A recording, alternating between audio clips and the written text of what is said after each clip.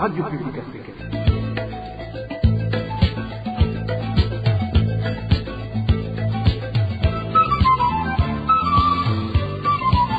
Radio Publique Africaine.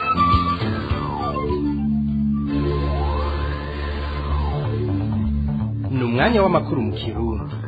Mukaba muyashyikirizwa na Digne Karondo.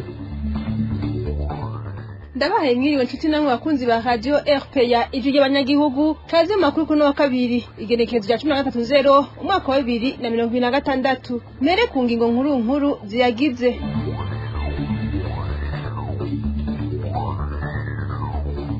Mushikiranganje w'ikiga ca leta aragirizwa n'ikigo Anagesa hamwe nabo bakorana kuba ari we yabaye intandaro ya zimwe mu ngorane zashikisho kigo harimo n'izuko ico kigo kitashoboye kugurisha umwimbu caguriye abanyagihugu mu mugambwe APDR bo basaba ko ico kigo cofutwa kuko atakintu kigaragara kimariye abarundi.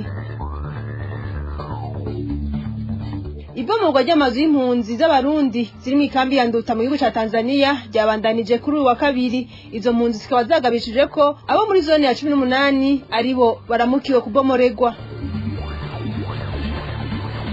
Nkuko mumenyereye ku minsi yose ya kabiri ni kiganiro ubahuka aho tuza kugaruka ku ngingo iheruka gufatwa na babura amatari b'intara za Buhumuza na Gitega, ingingo itegeka abanyeshure kwambara ibirato bifunze hose n'amashesheti. Nariko nca ku masonga mukanya ni nkuri mwimwe ukwayo.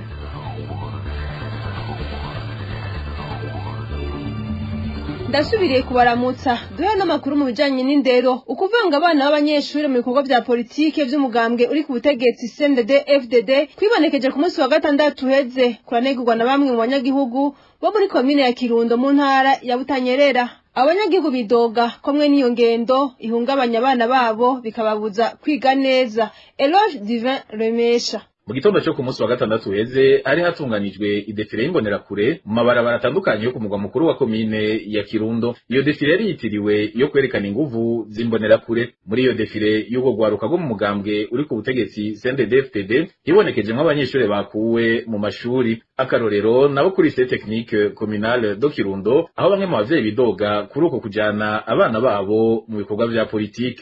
Amakuru yasewe Kirundo Gikuyo Avoma Kariza ibyo bita demonstration de force twarabasha no kubona urwaruka rwo kuri yerekeza cyangwa komenage abana bari babanje ku myambaro y'umusanzu baje muri defile. Abanyagihugu banidoga kandi ko ivyo bikorwa vyajanyumwo abana babo babujijwe kwiga bihagarariwe na bamwe mu barezi. Ushobora intwari jambo rero niwe bamwe mwakadere kamera kwa ndamira kwa nyoga mu gisagara we yabaza abana nkana ikinde bakoze nene n'abakoze rero amakuru uwo munsi ntibayigishije abana bashobora Sanedi haba hariho ikide yo kuva wikere kugera bezere class mugabo yo hari umwigisha abakeneye kuba hari amakuru ashaka ko arigisha uwo mwanya akitogama abatizobika Sanedi. Muri kino gihe abaduhaye amakuru basaba ko ivyo vyo kujana abanyeshure muri politike babujijwe kwiga vyohagarara. Uruganda rwa FPA rwahamagaye kuri telefone Mukezangango Jean Paul aramutswa lycée technique communale do Kirundo kugira agire ico ashikirije ariko turamukena. Twanahamagaye kandi na musitanera wa komine ya Kirundo Ndikuriyo Berkimans akaba yatwishuye ko imyidogo y'abanyagihugu arongoye atayo yarazi kwagiye kubikurikirana. Mu gihe abana bamwe bariko barakoreshwa mu vya politike mu ntara ya Gitegaho hari bariko barirukanwa kubera babuze ibirato. Mu muhari mpuzamakungu w'ugwaruka Mijebe bashikiza ko ingingo yose iza ibuza umwana kwiga itabibereye nubwo yoba ifise intumbero. Daniel Ngendakumana aserukira Mijebe akabona ko abavyeyi bari bakwiye guhabwa umwanya ukwiye wo kwitegura abafise amikoro make nabo leta ikaraba uko yobafasha kuronka ivyo birato basabwa. Kurikira Daniel Ngendakumana aserukira ishirahamwe Mijebe. Nk'umwari mpuzamakungu w'abarundi Mijebe twashaka kubanza kwibutsa ko uburenganzira bw'umwana bwo kwiga ari ntange kandi ko atangirwa n'imikwiye kubuhonyanga naho yo bifise intumbero nziza. Turemera ko isuku indero n'inyifato nziza ari ngirakamaro mu ishuri, ariko rero ingingo zifasha ihutihuti hatagijwe inama bene zo ziba zirimo agahotoro ko zigira ingaruka mbi ku bana baturuka mu miryango ikenye. Iyo ingingo ifasha abavyeyi badategujwe atamwanya bahawe wo kwitegura, ishuri rihinduka inzitizi aho kuba uburenganzira bw'abana. Mu vyibonekeza turabona ko imiryango idafise amikoro ishobora gushikaho abana bahera amashuri mu gihe iyindi miryango igurisha itwayo twoyisahirije kugira ngo igurire abana ibirato. Ivyo ntivyubaka igihugu.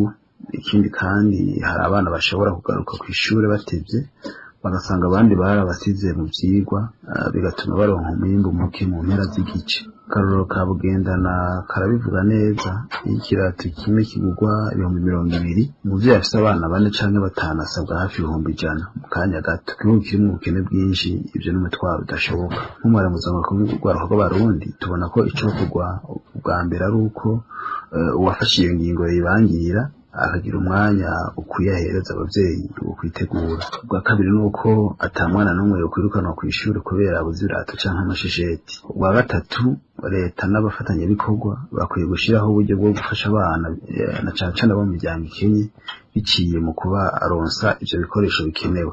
Hanyuma hakibandwa cane ku kumenyesha no kwigisha ku bijanye n'isuku aho gushingira cane ku bihano. Mu gusozera turasaba ko ingingo ya discipline itokwigera ihonyanga uburenganzira bwo kwiga. Ishuri rikwiye kuba ihwaniro ry'abana bose atari kuvangurira abakene n'abifise. Urwaruka rwiga ku nyungu z'igihugu kandi igihugu ntigishobora gutera imbere kibanje gusiga abana inyuma. Mu bijanye n'intwari ibereye naho ikigo Anagesa nabo bakorana baragiriza umushikiranganje w'iga ca leta hari ubu kuba ari we yabaye intandaro y'ingorane z'abashikiye na cane mu bijanye nuko ico kigo kitashoboye kugurisha ibigori caguriye abanyagihugu. Ivyo vyashikirije mu nama yahuje urwego nshingwantwaro rwa Anagesa hamwe nabo bakorana mu gikorwa cyo kwegeranya no kugurisha uwo mwimbu. Ni inkuru tubaza Josiane Muzaneza. Iyo nama yabaye kuwa 30 Kigarama umwaka wa 2025 ibera muri quartier Kigobe mu biro vy'umunyamabanga mukuru ajejwe inama nkuru y'umutekano. Abayi bayirimwo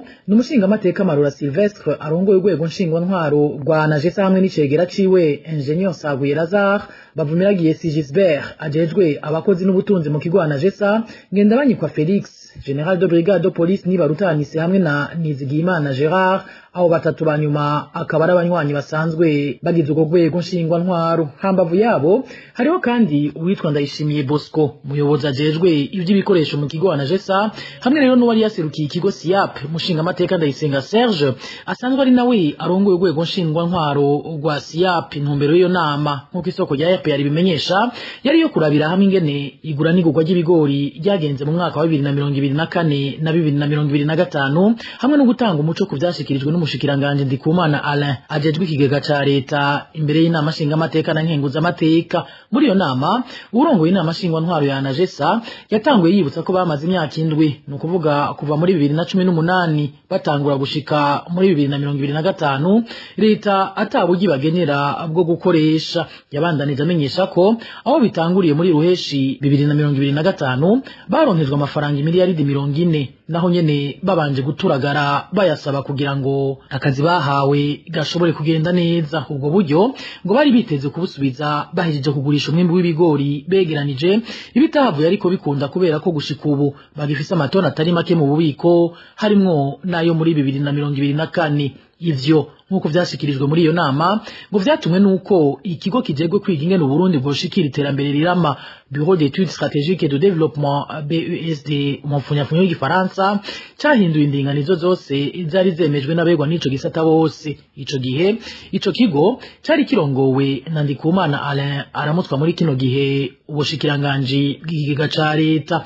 Aha Anagesa sigura ko BESD yanse ku bigori bigurishwa ku 2,000 itegeka ahubwo ko biduzwa gushika ku 2,500 ivyatumye abanyagihugu bahagarika kubigura kubera mikoro make bari bafise. Gutyo mwimbu umara amezi 2 yose utari kurasohoka. Ubona ko n'abadandaza baciye bigira inama yo kurindira ibindi bigori bishasha byari bisigaje igihe gito gusa ngo vyere aho kugura ibimaze igihe kinini mu bubiko vyatanguye no kononekara. Naho biruko nicabujije ariko ko Anagesa imenyesha ko muri uwo mwaka nyine wa 2024 imaze kuriha ivyo yakoresheje byose kariha nabo bakoranye muri ico gikorwa yungutse amafaranga arenga imiliyaridi 200 z'amarundi. Coba ari gitangaro cakoretse none canke Anagesa yashimye kwikura yo kugira inyegeza amanyanga yabaye muri iryo gurishwa ry'umwimbu w'ibigori. Ubona ko hari n'amafaranga yerutse kwishuza ubushikiranganje bw'ikigega ca leta ivuga ko hakiri abantu bagiheranye utwabo. Ni inkuru tuzogaruka ko mu makuru yacu yo hanyuma. hagati aho umugambwe APDR urababaje no kubona ikigo Anagesa carananiwe kurangura igikorwa caco kijanye no kwegeranya no kugurisha umwimbi w'ibigori. Gabriel Banza Witonde arongoye uwo mugambwe avuga ko bidatahuriza ingene Anagesa igura umwimbu kw'ideni hanyuma igateba kuriha abarimyi amafaranga yabo. Uyo munyepolitike asaba ko ikigo Anagesa cofutwa. Kurikire Gabriel Banza Witonde arongoye umugambwe APDR. Umugambi wa PDR turemeza neza ko ikigo Anagesa cyamaze guta intumbero cyari gifise kuba gishingwa kwari gufasha umwene gihugu mu kwegeranya umwimbu w'ibigori hama mu gihe umwimbu wabonetse bizasubira gusubiza bene gihugu kwibera itavuna kugira ngo kumbure gifashe kubikira umwene gihugu uwo mwimbu atarashoboye kubika wasanga bawusesagura mu isoko. Ariko uno munsi ugiye kuraba umugambi wa Anagesa igura ku mahera make kandi gatisubiza umwimbu ku mafaranga menshi. Murazi ko ari gugurwa $1,700 ariko yaje batigurisha amafaranga $2,200 uwo rero murazi ko yagiye amasezerano na Brarudi karizoza irashora ibigori. Ikindi kirabaje nuko Anagesa igura ideni urabene gihugu kamara amezi 6 amezi 7 batararonka udufaranga twabo kandi umunyagihugu agashora utugori abari kugira ngo yikenure agure akunyu agure ibyo kurya kubera babona neza yuko yaronse umwimbu kandi akenera kugurizwa adafise. Hari n'ikindi kintu Anagesa yakora wasanga batwara ibigori by'abantu ngo birijana batwara nk'ibiro 5 bakitwazanya ibyo bigori ngo ntivyumye. Urumva rero bose ko Anagesa atakiyaje gufasha umwene gihugu. Twe na rero duhera tuvuga duti turavye n'izo umushanganje w'ikigaca yashikirije tubona ko no munsi Anagesa yari kwiye guhagarikwa mbere gafutwa ahubwo bakareka umwimbu ukazuragurwa n'abadandaza nk'uko byahora bigenda cyangwa ko bigenda ku bindi byimburwa kandi umunyagihugu akoroherwa kubera ko umwanya ashakiye udufaranga niho aturonka. Tukiri muri cyo gisata nyene ngo abarongoye Burundi bari bakwiye kwiga uko bakemura ibibazo bafitaniye n'ibihugu bibanyi ariko imipaka yo ikaguma ihita. Umukuru w'ishirahamwe Parseme asigura ko uretse ingaruka ku Barundi n'igihugu kubera udandazo rwakorwa hagati y'ivyo bihugu rwahagaze Uburundi rwanahomba abifuza gushorera ibidandazwa mu Burundi bakwezwe nuko hari n'imigenderanire n'ibindi bihugu bibanyi. Kurikira Faustin Ndikumana. Abo mu ntwaro burya sinzi ngimenya ngo wayiraye ko ujya bamaze kumenya Abarundi baza kubaho n'abakarimba kubera iswa turimo uwo kwinga ati ibyo ari byo byose ibibazo by'umutekano birahari turabitorera inyishu mugabo tugerageze hagumeho kugura yuko tubandanye udarugo yuko izi ngwane zituma abantu batagenderana tukazivamo. Ubundi ibihugu bizokwama bibana kandi umubanyi nturinda kumukunda muburavuga uti mubanyi n'umubanyi reka turabe ibyo tutumvikana kigene twobishirakote mugabo l'essentiel kaba ibya za CPG zashingwa dusubiye muri kahise gatoya kujya ubagazana bango na Habyarimana ngo namo gucungo wari urukundo mu biyoro bagazana Habyarimana nta ngwande bari bafitaniye zamaho mwose mukatitsi abashobora guhungana umutekano bari mu gihugu yawe n'abari mu gihugu wawe none CPG ntiya fonction ilifora kumenyera hote diplomatie n'aba ibihugu bitigeza kubana ibintu byo kwama mu ntambara mu mijinya n'ikindi bidahera aco bidufasha kudusubiza inyuma wese ibihugu bibandanije gutyo tuba twexpose kuri frontiere imwe ngaha muri Tanzania d'abord risque yambere Tanzania igize ingorane wo mengo turi ugaranye kumwe ko muri 96 kwambara ngo hari nini nakabe naho byayimeze kunyura hari igihombo kiri habuza Abarundi by'ubutunzi ko birasubira kandi ko ubutunzi busubira inyuma nikoreze institution z'ibihugu zigera zisubira inyuma iyo kutunze ibihugu butakomera hagiyemo n'ibitwe ko by'intwari bege ni kusanga les institutions usanga zisubira inyuma sanga ibibazo bitera bibandanya biba byinshi ku bibazo usanganywe à l'intérieur endogène haca hiyongera ko izindi ngorane exogène ziyo mipaka n'ibyo usanga ama projet twari dusangiye ni umva ubundi rusyo ruca rutugwa kugatusanga wa muti wo gutera dutuje imbere ahubwo tuko dutera dusubira inyuma.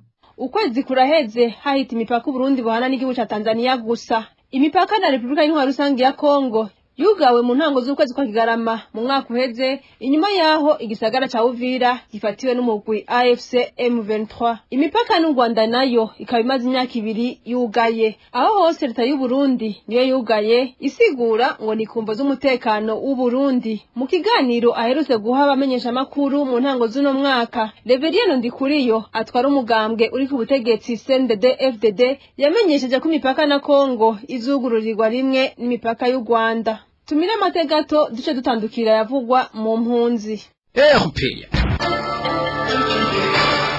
Impunzi z'abarundi mu mazoni ya 12 na 13 mw'ikambi ya Nyarugusu mu gihugu ca Tanzania ziheruka kubomorerwa amazu zisaba ishirahamwe HCR kubaronsa aho bakika umusaya n'izindi nyubako rusange nkenerwa zugawe zugurugwe. Izo mpunzi zibivuze mu gihe muri HCR gisata ca Tanzania banditse ku rugo rwabo rwa X ko bashima ko leta y'ico gihugu yahagaritse kubomora amazu y'impunzi z'abarundi ziri muri ico gihugu.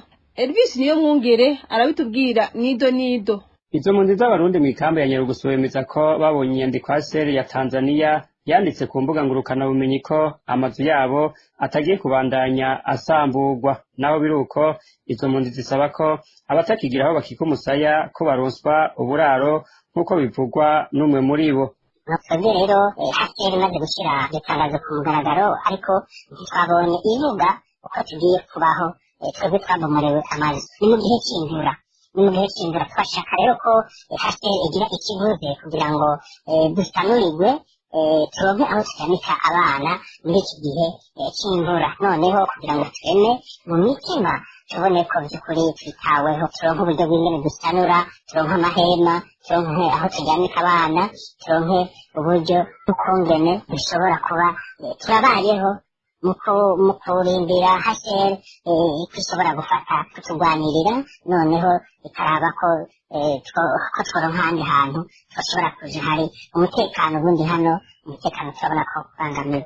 Izo mpunzi zisaba kandi ko ibitaro n'amashure vyugawe vyosubira gukora ubuzima bwabo bugahabwa agaciro. Ubu abantu ntabuvuzi amavuriro yarugawe. HCR dusabire ibitaro byongere bikore, amashure abana bige, ibibazo abana nefite abana bakore, hanyuma dushishikare kubaho mu buzima bw'impunzi twemewe n'amategeko. HCR Tanzania yamenyesheje kuri uyu wa mbere ku rubuga ngurukana bumenyi rwabo rwa X ko leta ya Tanzania yahagaritse igikorwa co kubomora amazu y'impunzi z'abarundi. Mw'ikambi ya Nduta iraho mu gihugu ca Tanzania kubomora amazu y'impunzi byabandanije. Impunzi zaho zimenyesha ko kuri uwa kabiri utururi n'ibihomoka vy'amazu abo muri zone ya 17 bari bamaze imisi bihishamwo nyuma y'aho amazu yabo asamburiwe. Abapolisi n'abasungusungu bazindutse kudusambura, bakaba bazize bagabishije impunzi zo muri zone ya 18 ko bagiye kubomorerwa nabone amazu. Kuri ayo mabi avuga mu mpunzi z'abarundi twahamagaye umuvugizi wa leta ya Tanzania Jason Msigwa ntiyatwitavye. Tuhamagaye Sudi Mwakibasi ajejwe igisata c'impunzi mu bushikiranganje bw'intwaro yo hagati mu gihugu aratwitaba, tumaze kumwibwira ataducira ku murongo wa telefone. Dusubiriye kumuhamagara ntiyatwitavye. Ubuzima bw'abanyamwema bo mw'ikambi y'impunzi ya Nakivale muri Uganda yifashe nabi cyane kuva aho ishirahamwe ryita ibifungurwa ku isi PAM rigabanije imfashanyo ryahora ritanga muri iyo kambi. Iruhande y'ibibazo byugarije abanyamwema bijanye n'ibikoresho bibarinda izuba n'umutekano wabo ntiwifashe neza kuko bamwe muri bo banyuruzwa bakabugwa irengero. Nido na Innocent Valente Singira nkabo. Kuva mu kwezi kwa kane 2025 ayishirahamwe ryita ibifungurwa ku isi PAM rigabanije cyane imfashanyo ryahora ritanga mu mpunzi ziba mu makambi. Impunzi z'abanyamwema zo mu kambi ya Nakivale muri Uganda ntizasigaye inyuma. Mu miryango 32 y'abanyamwema ibarizwa muri Nakivale, imiryango 5 yonyene niyo igihabwa 50% y'ibifungurwa bahora baronswa. Muri ubwo bukene butagira izina no kubura ibifungurwa, banyamwema bo muri Nakivale baguma mu nzu ku murango kuko badafise ibikoresho bibakingira izuba nk'uko umwe muri bo abisigura. Ubuzima bw'abanyamwema muri Nakivale bwifashe nabi kuko izuba riratubangamiye cyane rwose, kuko nta bushobozi bwo kubona amavuta arinda urukoba, nta bushobozi bwo kubona imyumvuri, nta bushobozi dufise bwo kuronka isabune, ingofero, amarinete. Izuba riratubangamira cyane, ntabwo dushobora kujya hirya no hino nk'abandi ku mpamvu z'izuba n'umutekano muke kuko dushobora kugirirwa nabi. Umutekano w'abanyamwema mu ikambi ya Nakivale muri Uganda ntibifashe neza kuko bamwe muri bo banyuruzwa bakabugwa irengero. Aha umwe mu banyamwema twaganiriye aratanga akarorero k'umunyamwema yanyurujwe mu ntango z'umwaka uheze, gushika ubu bakaba batazi irengero ryiwe. bitewe n'uko hariho n'umwe muri twebwe yazimiye mu kwezi kwa kabiri umwaka usize gushika n'ubu tutazi irengero ryiwe. Rero icyo turasaba abagira neza bafite umutima w'urukundo ko kumva amarira yacu canke akamo kacu. Abo banyamwema bo mu ikambi ya Nakivale muri Uganda baratera kamo ishirahamwe APRODH riharanira agateka kazina muntu hamwe n'akabanyororo yigeze kubafasha mu mwaka w'2018 ko ryosubira kubagarukirako co kimwe n'ayandi mashirahamwe y'abagira neza bafise umutima wo gufasha. Mu bijanye n'amagara y'abantu naho haraheze imisi itari mike hibonekeza ingwara y'ibicurane n'inkorora bikaza hatari hake mu gihugu. Bamwe mu banyagihugu muri zone Kanyosha, komine Mugere, intara ya Bujumbura baganiriye na RP ya kuri wa kabiri bakamenyesha ko iyo ngwara yandukira. Ubushikiranganji bw'amagara y'abantu baremeza ivy'iyo ngwara banahamagarira uwo wese agize ibimenyetso vyayo kwihutira kwa muganga. David Claude Bananayo arabitubwira nido. Iyo ngwara y'ibicurane iri kumwe kenshi n'inkorora iramaze igihe kitari gito ivugwa mu mihingo itandukanye y'igihugu. Nko muri quartier Kajiji iri muri zone Kanyosha intara ya Bujumbura, bamwe mu banyagihugu bafashwe n'iyo ngwara bashikiriza kwikaze ugereranije n'ibindi bicurane vyari bihasanzwe. Aha umwe muri bo aratwiganira ibimenyetso biboneka kufashwe n'iyo ngwara. Ingwara irahari kandi iragishije kabisa. Umuntu imufashe arashuha, arameneka umutwe, aracika inkokora, nta kintu na kimwe muri yo kiba kiri fonctionnel. Ni ingwara ikaze cane, umenya n'akaranda iciye mu nzu mwese mutegerezwa gufata. Abana ntibafungura ntibagira gute, ingwara iteye ubwoba. Je namwe rero ndakora bari corona yagarutse ku wundi muvuduko. Mu gihe abanyagihugu bari bamaze iminsi batewe impungenge no kubona mu bajejwe amagara y'abantu bataragira ico bashikiriza ku bijanye n'iyo ngwara, ubushikiranganji bw'amagara y'abantu bwaraye bwemeje ko iyo ngwara ihari mu gihugu. Polycarpe Ndayikeza, umuvugizi w'ubwo bushikiranganji, atera kama abo bose bafise ibimenyetso vy'iyo ngwara kwihutira kwa muganga. Natwe twaramaze kubona yuko hariho abantu benshi bafatwa na gripe wanashaka ugasanga mengira kaze mu kigo kijejwe guhangana n'ibiza. Turiko turabona ko hariho ibiharo by'abantu bafita gripe kandi mengira kaze bigenda bigwira. Rero intumbero yatanzwe ni gukurikirana abo bantu, hanyuma tukabahimiriza ko ibicurane wese yo kwihutira kuja kwa muganga. Hambavu yo kuja kwa muganga, Polycarpe Ndayikeza asaba abanyagihugu bamaze gufatwa n'iyo ngwara kubandanya bubahiriza amabwiriza y'isuku kugira ntibanduza abandi. Iyi muri ko murakurikira ni radio RPA idu y'abanyagihugu. Mukanya duca dutandukira igice ca kabiri cano makuru. RPA Mu kiganiro bahuka cuno munsi turabira hamwe ingingo yafashwe na baburamatari b'intara za Buhumuza na Gitega yo gutegeka abanyeshure kwambara ibirato bifunze hose n'amashesheti. Ingingo baba bavyeyi abigisha cyo kimwe n'abandi bakurikiranira hafi ivy'indero mu Burundi biyamiriza bakavuga ko itizwe neza kandi ko ishobora gutuma abana batari bake bahira ishure. Ikiganiro bahuka twagiteguriwe kandi tugishikirizwa na Janvier Nininahazwe.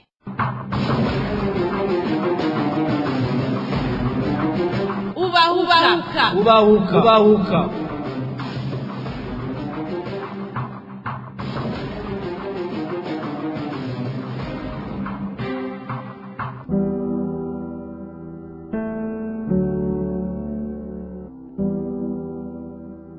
Ndabaramukije nongera ndabaha n'ikaze nshuti namwe bakunzi ba RPA mu kiganiro ubahuka cyo kuruno wa kabiri igenekerezo rya 13/0 umwaka w'2026. Uno munsi tukaba tugaruka ku ngingo yafashwe na baburamatari b'intara za Gitega na Buhumuza yo gutegeka abana gutonda kw'ishure bambaye ibirato bifunganye hose hamwe n'amashesheti. Ingingo abavyeyi, abarezi, abari mu masendika y'indero mu Burundi ndetse n'abanyepolitike bavuga ko itabereye kandi yafashwe ihutihuti. Aha iyo migwi yose igafatira ku bukene bwugarije imiryango hamwe n'ibiciro vy'umurengera ku masoko. Abatumire bacu akabari Manuma Antoine arongoye urunani rw'amasendika yo mu gisata c'indero n'inyigisho mu Burundi FENASEB mu mfunyafunyo y'igifaransa, Bikorindagara Silvestre umuvugizi w'umugambwe Sawanya Frodebu, hamwe rero na bamwe mu bavyeyi n'abigisha. Mukanya turaduga kwijambo.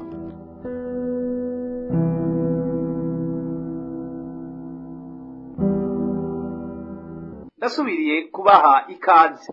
Eka imbere yo guha ijambo abatumire mugenzi wacu Elvis niyo mwungere atwibutse aho iyo ngingo itegeka abana kwambara ibirato n'amashesheti yatanguye gushigwa mu ngiro mu ntara ya Gitega. Iyo ngingo yo gutegeka ko ta mwana azosubira kwiga atambaye ibirato vyugaye n'amashesheti yafashwe na buramatari w'intara ya Gitega Ribware Bigirimana hari kuwa kabiri Kigarama abanyeshuri bagira baje mu karuhuko ka Noeli. Iyo ngingo ikaba yaciye itangura gushigwa mu ngiro ku mashure atandukanye muri indwi ya mbere y'igice ca kabiri c'umwaka w'ishure. Umwe mu bavyeyi barereye aho Gitega aravuga mu mashure yamaze gutangura kwirukana abana kw'ishure. Twavuga uko ibise bigenda bigise rusange bwamutoyi aho n'abana biciye muhira. Ingaruka z'uko kwirukana abanyeshure zatanguye kwigaragaza mu miryango itari mike kuko uretse ko ivyigwa biriko birabasiga kumvo zitanabavuye ko hari n'abashobora guhebeshwa ishure burundu nk'uko iri soko ribandanya rivyigana. Abanyeshure biciye muhira bariko bariga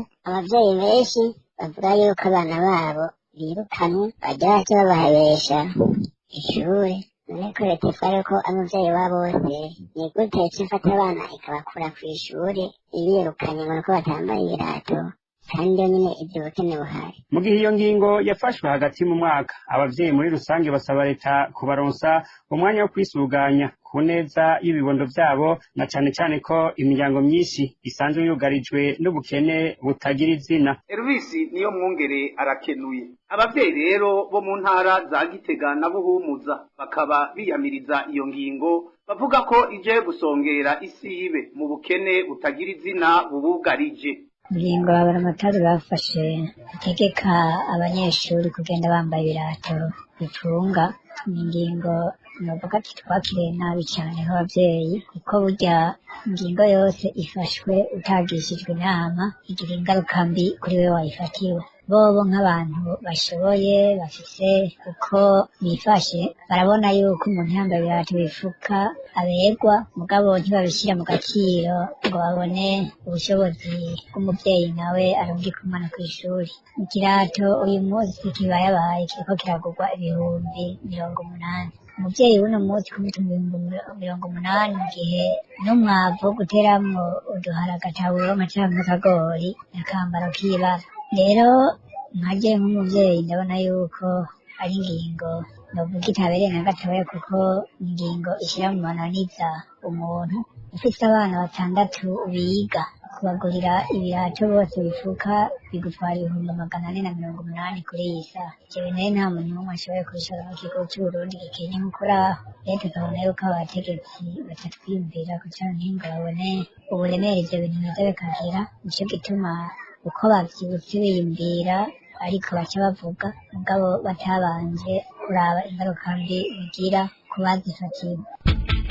Nk'abavyeyi n'ukuri dufise abana turereye mu mashuri ingingo z'ababuramatari zafashwe ingingo ataco ziza zidufasha ingingo ziza zidusubiza inyuma kubera uburyo buke dufise. Vyari vyiza kubona abana batonda bambaye ibirato ariko munawe ubuzima turi mu ngaha mu gihugu c'Uburundi rero ntivyokunda ko ribitegeka ngo abana batonde bambaye ibirato. Vyoshoboka abavyeyi navyo twoshobora kubera amikoro make ngo n'amashesheti ubu ipera imwe isigaye y'ibihumbi 3. Iyo ni y'umuntu abaye umuntu muto tavyo twoshobora niyo boyebo 240. Jewe mwana yanyeretse boyebo nimbamwe ngo yitwa gute nasanzwe 60.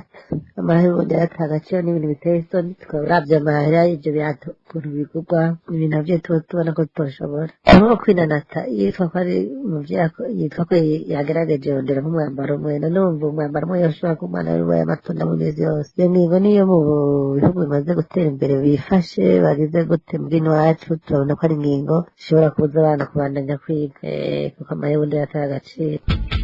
Aburamatari bafashe iyo ngingo ntibabanje kuraba amikoro ya twebwe abavyeyi tuba tugurasiza afise abana. Iyumvire nawe ufise abana 3-4 biga mu mashure yisumbuye canke imbere aho nabo bitegeka kuva mu mashure y'intango. Burya abadandaza nabo bamaze kumva ko ingingo yafashwe ikirato cari ku 200 bagiriza ku 40. Ufise abana 3-4 kugira ngo 160 120 ni ikibazo gikomeye gose kuko nimba bamwe batunze hariho abakene kandi nta n'umwe adakenye muri iki gihugu burya benshi barakenye bibaza ko bamwe bashobora kuba bafashe ingingo kumbe baba bafise amasoko y'ibirati kugira barabe ko vyosohokanye ko biba vyangiritse ingingo n'ukuri yaje guhohotera umwana kuko benshi turakenye kugira ngo ronke ibihumbi 100 uca usohora ubwo nyene cyatunaniye no kugombora umwavu usanga ari ikibazo kugira ngo ucuronka minervare usanga ari ikibazo kuko byasabwa kwitegurirwa neza iyi ngingo rero burya iragoye nico gituma tubona ko habayemwo kutiyumvira ku bantu bato bato ahubwo bayifatiye ku bantu baba bafise amafaranga gusa yego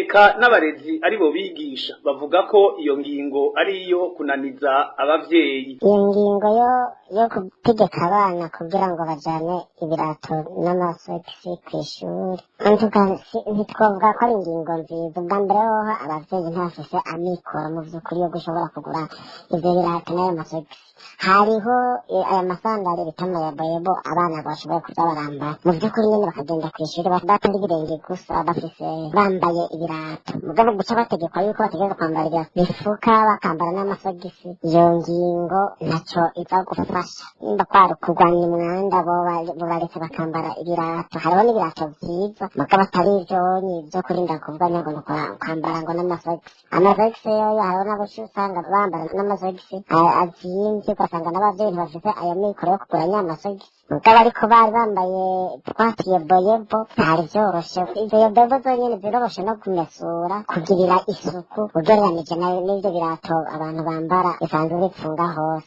none rero iyo ngingo jewe novuga yuko itizweko neza icyambere ni uko mu by'ukuri ko abategetsi bacu bafite imigenzo yo kwigana rero nimba basimbiye mu bihugu bibanyi bagasanga abana baho biga bambaye ibirato bifutse n'amashesheti akabona birabereye baca bifuza yuko n'abana bacu nabo kandi boberwa nk'uko abo mu kibano mu bihugu duhana imbere baberewe icyo ni icyambere hama ikya kabiri bashaka kwibaza ati indango bashaka gukumirira abana banyuca ntibirege higa abana babo gusa abo batunze kubera bumva mu rugo tuhana imbere abanyagihugu bafise amikoro bashaka kwambika abana babo aha iwacu atawuvyirengageje bazi yuko ibice vyinshi canke bitari bike vy'abana bakina kw'ishuri ibirenze bisa abana batunzwe n'utuyeboyebo natwe nyirumva ntabakitonka ko yacatswe bifeye zimvye vyato kizimbutse 15,000 vy'amarundi aho ni bwa bwagene kubuyeboyebo abana banje bambara rero umva bavuze ati bategerezwa kugenda kw'ishuri bambaye gutyo ko ni ukwirukangana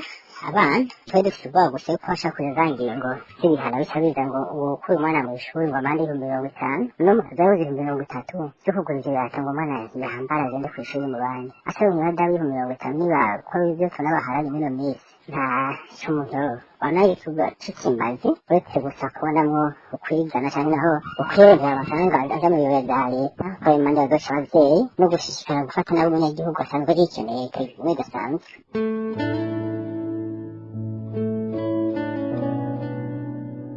Antoine Manuma wewe akavuga ko iyo ngingo co kimwe n'izindi zifatwa mu gisata c'indero hatagishijwe inama zishobora konona cane ico gisata ingingo zimwe ziriko zifatwa n'abategetsi ku nzego zitandukanye birashobora guhungabanya igisata c'indero kuko zitaba zizwe neza ingingo zafashwe na baburamatari b'intara za Buhumuza na Gitega zishinga imyambaro abanyeshure bategekwa kujana ku mashuri ngo ni ngombwa abanyeshure bose bazotonde bambaye ibirato vyugaye n'amashesheti yera abo bategetsi ntibibuka ko hari imiryango ikenye ironkana za uniforme bigoranye kubera iduga ry'ibiciro ku vyambagwa ivyo rero bishobora gutuma ibitigiri vy'abana baheba amashure vyiyongera kubera abava mu miryango ntaho nikora batoshobora kuronka iyo myambaro iza yiyongera ku mafaranga yo gukora ibi na biriya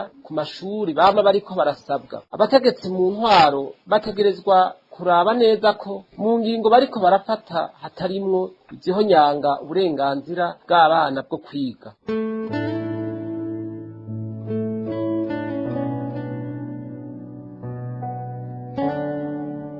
no mu banyepolitike bariyamiriza iyo ngingo bikora indagara Silvestre avugira umugambwe Sahwanya Frodebu avuga ko iyo ngingo yaba yari ibereye itari gufatwa ku banyeshure gusa ingingo yafashwe na buramatari w'intara ya Gitega itegeka ko abana b'abanyeshuri bose bategerezwa gutonda ku mashure bambaye ibirato bifunze hamwe n'amashesheti. Umuntu ayisomye gutya ayirenganira abona ko atangorane zirimo, abona ko ari nziza, ko kugenda n'ibirenge gusa bishobora gutuma umuntu ahonyora ihwa canke agatsitara ku kintu kimukomeretsa. Ariko naho nyene umuntu aribaza kandi gituma iyo ngingo ifata abanyeshuri gusa, ifate ko babitoye barishizeho kugira bakingire amagara yabo. Muri ico gihe iyo ngingo yofatwa ku banyagihugu bose, kandi yo mu ntara ya Gitega hamwe n'abahagendera n'abayicamwo batezwa kuba bambaye ibirato, ko nabo nyene barakengeye gukingirwa ibirenge vyabo. Aha rero jewe ico mbona kirimwo amahinyu nuko iyo tegeko atamvo yaseruye, donc ico bita motivation. Niba ari iyo gukingira abanyeshuri, vyobaye vyiza ko iyo ngingo ifatirwa abanyeshuri bose bo mu Burundi, ntibo baba Igitega gusa. Egaho ari ivyo vyo kugira ngo bakingire abanyeshuri, boba harabaye ukurondera kuraba bangahe batsitara canke amagara yageramiwe kubera bagenda batambaye ibirato. Kandi gasembwa nukuraba n'igihe ikiringi iyo ngingo yafatiweko, n'igihe bashihaye kugira ije mu ngingo. Mbega iyo ngingo kuki ifashwe igice ca mbere c'amashure, igice ca mbere c'amashure kitaratangura, niko itafashwe ico gihe. Abarundi bose barazi ko mu kwezi kwa mbere kwa nzero kwama kutorohera imiryango kuvyerekeye amikoro. Abashoboye kuronka udufaranga barahimbaza Noeli na Bonane, bakaca basanga kurungika abana ku mashure birabateye ibibazo. Noneho rero raba abayobozi bo mu ntara baje bongereza imyitwarariko y'abavyeyi, ni kuko iyo ngingo itafatwa hanyuma igatanga umwanya ukwiye ku bavyeyi kugira bitunganye. Je kubwanje vyobaye vyiza rero iyo ngingo ishizwe mu ngiro mu mwaka w'amashure uza kugira babe baritegura, gutya abavyeyi bakaronka umwanya wo kwitunganya, na cane cane mu vyo bakura mwiyimbura ry'inyuma y'impeshi, ari naho hakunda kuboneka umwimbu mwinshi. Hanyuma rero kandi gafatwa ku banyeshuri bose niba babona ari vyo bikenewe, ko burya ntivyoroshe. Urashobora kugira abantu bubu bambara ibirato twe muri bahereza bijya do seconde yaho, naho kuzwira uzoronka inomero yawe canke kumbure ntibigurirwa mu ntara zose, kurinda kuzomanuka mu miji ikomeye muhura n'ababitembereza. Ikibabaje nuko numvise ko hariho abanyeshuri birukanywe basubije inyuma kw'ishure muri Bugendana, ata mwanya baronse. Nukuri ico kintu bobisubiramo.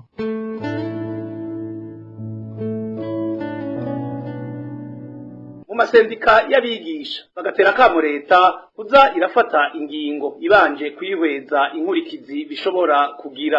Mu runani rw'amasendika yo mu gisata c'indero n'inyigisho mu Burundi FENASEB dusaba abategetsi gufata ingingo babanje kwiyumvira neza inkurikizi zishobora gutera, kuko bashobora gusanga ibihuha biriko birahuhuka. Igisata c'indero coco gisanzwe cugarijwe n'ibibazo vyinshi, nibareke kuja barongera ingorane mu zindi.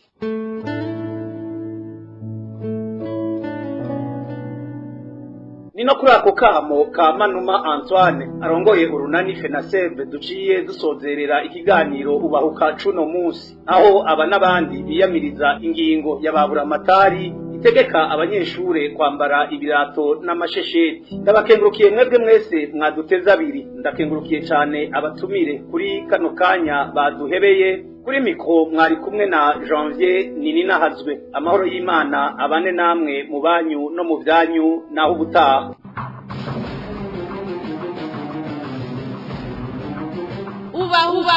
Ubahuka.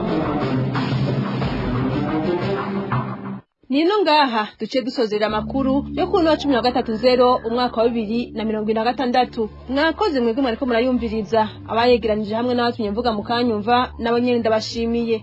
Dinye Karondo nari kuri mikro, ndabaseze ndabifuriza amahoro y'Imana mu banyu no mu vyanyu, naho ubutaha.